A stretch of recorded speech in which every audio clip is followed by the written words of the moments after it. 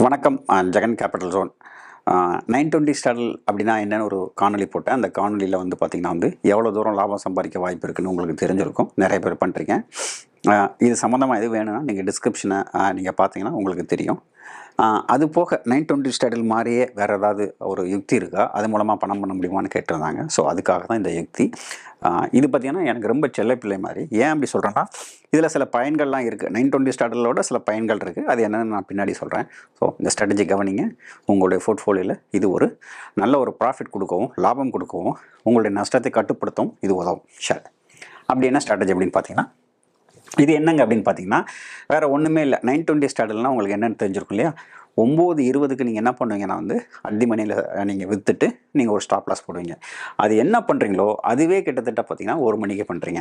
என்ன 1 மணிக்கு பண்ணுறீங்க? ஒரு உதாரணத்துக்கு பார்த்தீங்கன்னா,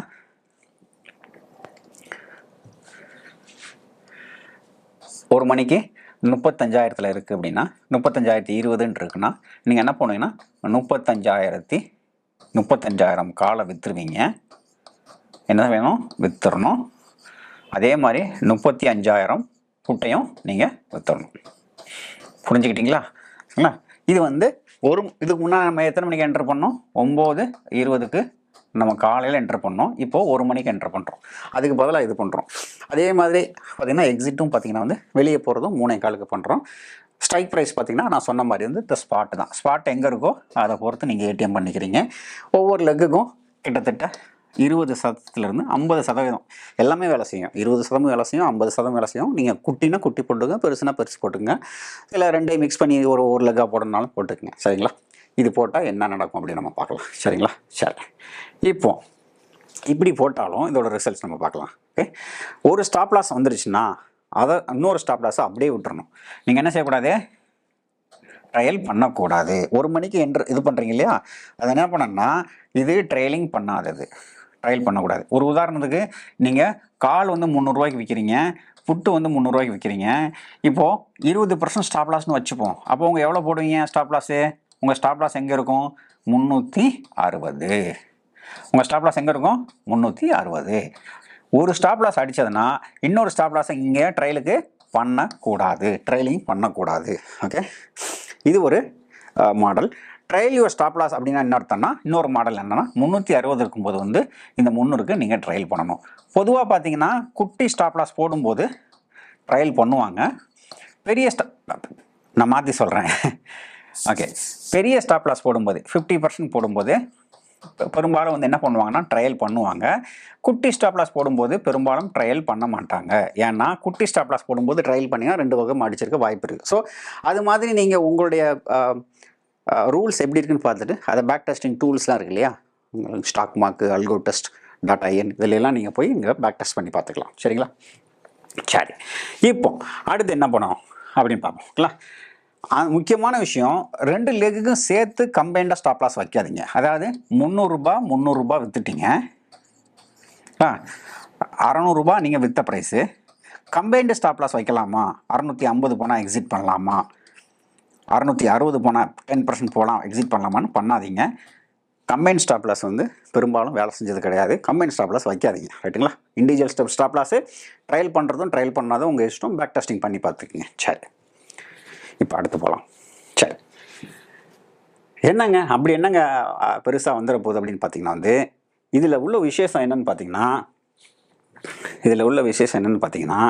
பொதுவாக நீங்கள் 920 ஸ்டார்டில் எடுத்துட்டிங்கன்னா கிட்டத்தட்ட 500 600 ப்ராஃபிட் வரும். சரிங்களா? ஆனால் இப்போ உங்களுக்கு எவ்வளோ ப்ராஃபிட் வருது? 300 மட்டும்தான் ப்ராஃபிட் வருது. 300 மட்டும்தான் ப்ராஃபிட் வருது.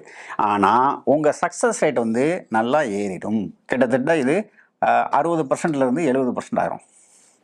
ஸோ யாரெல்லாம் புதுசாக இருக்கீங்களோ அவங்களுக்குலாம் இந்த ஸ்ட்ராட்டஜி ரொம்ப நல்லது. எந்த ஸ்ட்ராட்டஜி நல்லது? 9:20க்கு போகிறதுக்கு பதிலாக 1 மணிக்கு போனீங்கன்னா ப்ராஃபிட் கம்மியானால் கூட என்ன ஆகும்? உங்கள் சக்ஸஸ் ரேட் இன்க்ரீஸ் இதாகும். மேக்ஸ் வின்னிங்கும் ரொம்ப அதிகமாக இருக்கும். ட்ராடவுனும் கீழே வரும். ஆவரேஜாக பார்த்தீங்கன்னா அதில் 10,000 கிடைச்சதுன்னா இதில் ஒரு 6,000 தான் கிடைக்கும். இல்லை ஒரு 9,000 கிடைச்சதுன்னா இதில் 6,000 தான் கிடைக்கும். கிட்டத்தட்ட பார்த்தீங்கன்னா 1/3 ப்ராஃபிட் போயிடும். ஆனால் கன்சிஸ்டன்சி இருக்கும். கன்சிஸ்டண்ட்டாக உங்களுக்கு ப்ராஃபிட் வரும். அதுதான் இதில் உள்ள சூட்சமம். ரைட்டுங்களா? ஸோ நான் என்ன சொல்கிறேன்னா, இது வந்து 30%. 920 ஸ்டாண்டர்டுக்கும் இந்த ஸ்டாண்டர்டுக்கும் நீங்கள் கம்பேர் பண்ணி பார்த்தீங்கன்னா அதோட ப்ராஃபிட்டும் குறையும், ட்ராடவுனும் குறையும், கன்சிஸ்டன்சி நல்லா வரும். ஸோ புதுசாக வர்றவங்க எனக்கு ஓட்ட பயமாக இருக்குது அப்படிங்கிறவங்க வந்து 1 மணிக்கு இதை வந்து செய்யலாம். சரிங்களா? ரைட். மெரிட்ஸ் என்னென்ன மெரிட்ஸ்னு பார்த்தீங்கன்னா, இதில் உள்ள மெரிட்ஸ் என்னென்னு பார்த்தீங்கன்னா சொல்கிறேன் பாருங்கள். பயன்கள் என்ன அப்படின்னு பார்த்தீங்கன்னா, இது பெரும்பாலும் வந்து 2 லட்சத்துக்கு வந்து நீங்கள் மார்ஜின் இல்லாமல் ஓட்டலாம். நான் சொன்னேன் இல்லையா, 1 லட்சத்துக்கு ஹெட்ஜிங்கோட ஓட்டுங்க இல்லையா? ரைட்டா. மெரிட் என்னென்னா இதோட ஹெட்ஜிங் காஸ்ட் வந்து ரொம்ப கம்மியாக இருக்கும், லோவாக இருக்கும்.